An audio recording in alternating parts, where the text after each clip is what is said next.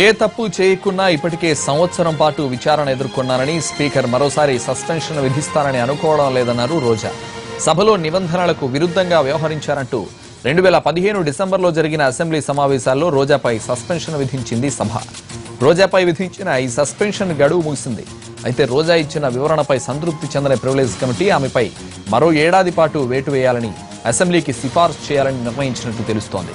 ఈ నెల 7న privilege committee speaker కు నివేదిక ఇవ్వనుంది. వచ్చి ఏం చేసింది కూడా లేదు.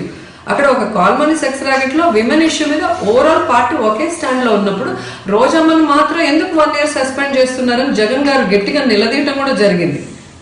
సో ఇవన్నీ కూడా మనం తెలుసుకోవాల్సిన విషయాలు. సో ఇక్కడ రోజా తప్పు చేయలేదు. రోజా పేరు మీద వాయిదా తీర్మానం ఉంది కాబట్టి రోజా మాట్లాడితే ఆ ఇష్యూ స్ట్రెంథన్ అవుతుంది, జరిగిన అన్యాయం మహిళలకి బయటకు వస్తుందన్న భయంతో దాన్ని తప్పించుకోవడానికి, దాన్ని డైల్యూట్ చేయడానికి ఆ రోజు నన్ను సస్పెండ్ చేస్తారనేది ప్రజలందరికీ తెలిసిన విషయం. సో ఇప్పటికైనా కోర్టు ఇచ్చిన ప్రకారం వాళ్ళు మార్చ్ అంటే ఆగస్ట్ లోపల ఫినిష్ చేసి ఉండొచ్చు. మరి మార్చ్ వరకు మళ్ళీ వెయిట్ చేసి ఇప్పుడు మళ్ళీ 1 year చేయాలని లీకులు ఇవ్వటం అనేది బాధాకరం. ఖచ్చితంగా అలాంటి ఒక డెసిషన్ స్పీకర్ గారు